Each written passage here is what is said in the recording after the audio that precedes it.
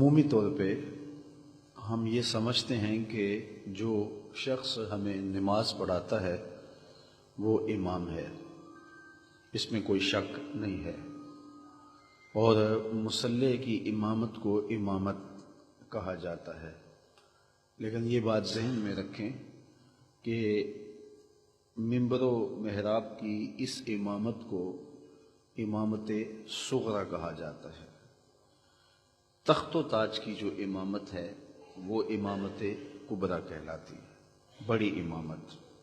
امامت صغری کے حاملین کی سستیاں قوموں کے اخلاق بگاڑتی ہیں اور قوموں کے عقائد میں خرابیاں پیدا کر دیتی ہیں، اور امامت کبریٰ کے حاملین کی سستیوں کے نتیجے میں قومیں من حیث القوم برباد ہو جاتی ہیں، اور قوموں کی معیشتیں تباہ ہو جاتی ہیں، اور ان کا معاشرتی سسٹم جو ہے وہ برباد ہو جاتا ہے، اور دشمن ان کے اوپر غالب ہو جاتا ہے، اور وہ مغلوبیت کی زندگی گزارنے پہ مجبور ہو جاتی ہیں۔ تو امامت صغری ہو یا امامت کبریٰ ہو، جو سب سے زیادہ ضرورت ہوتی ہے وہ کردار پہ توجہ دینے کی ہوتی ہے، اور کردار کی چمک سے اللہ تعالیٰ ایسی روشنیاں پیدا کرتا ہے کہ پھر ظلمتیں دور ہو جاتی ہیں، اور معاشرتوں کا جو نظم و نسق ہے وہ ٹھیک ہونا شروع ہو جاتا ہے۔ اسلام ایک سادہ دین ہے، اور اس نے سادگی کا درس دیا ہے۔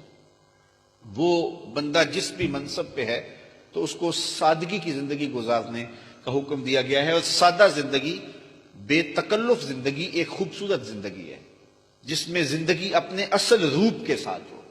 اس وقت مجھے معاف کیجئے گا، منبر و محراب کے وارثین ہو یا صاحبان جبہ و دستار ہو، یا مسند نشین ہو اور خانقاہوں کے سجادہ نشین ہو، یا آیان اقتدار پہ بیٹھنے والے وزراء ہوں، یا مشیر ہوں، یا ہمارے حکمران لوگ ہوں، ان سارے لوگوں کی زندگی ایک مصنوعی زندگی بن کے رہ گئی ہے، اور سارا وقت اپنے جبہ و دستار کو سجانے کے لیے اور اپنے پروٹوکول اور اپنی تکریم اور اپنے اعزازات کے لیے صرف کر دیتے ہیں۔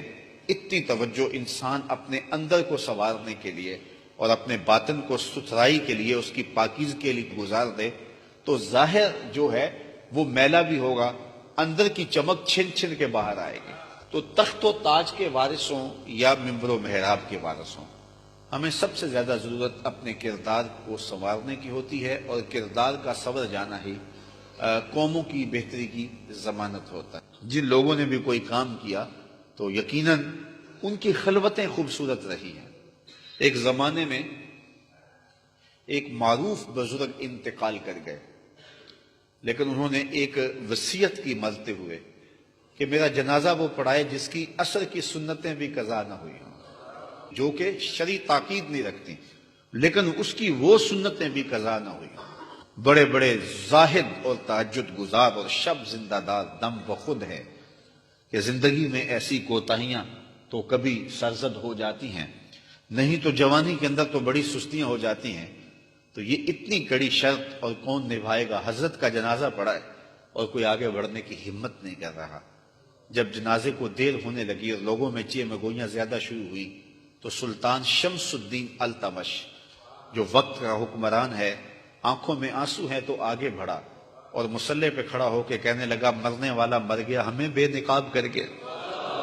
یہ تھے حکمران، اور پھر ان کا جو روب تھا دشمنوں پر اور ان کی جو قوت تھی دشمنوں پر، یہ ان کے کردار کی چمک تھی۔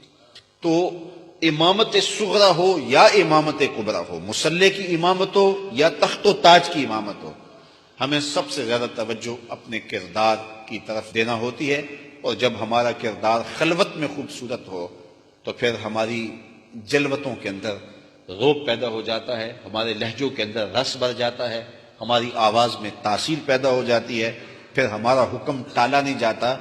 یا پھر حکم انسان کیا ٹالے گا، پھر تو زمین بھی حکم نہیں ٹالتی، پھر تو پہاڑ بھی راستہ دے دیتے ہیں۔ جب زلزلہ آتا ہے تو حضرت عمر مدینے میں کھڑے ہیں تو زمین کانپنے لگی ہے تو درہ زمین پہ مارتے ہیں اور کہتے ہیں زمین ٹھہر جا، کیا عمر نے تیری چھاتی پہ عدل نہیں کیا ہے؟ تو زمین ٹھہر جاتی ہے۔ وہ کردار کی چمک تھی۔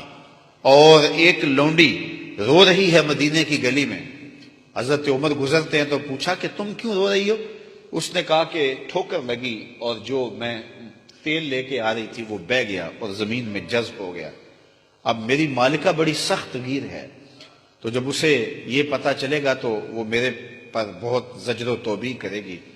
میں ڈرتی ہوئی گھر جانے سے گھبرا رہی ہوں. تو حضرت عمر نے درہ زمین پہ مارا اور زمین کو کہا، زمین کیا عمر نے تیرے پہ عدل نہیں کیا اور تو میرے ہوتے ہوئے ایک لونڈی کا تیل جذب کر جائے؟ تو زمین نے فوراً تیل اگل دیا، کہا اس کو اپنے برتن میں ڈال لو. تو یہ عمر تھے رضی اللہ تعالیٰ عنہ کہ زمین بھی حکم مانتی تھی.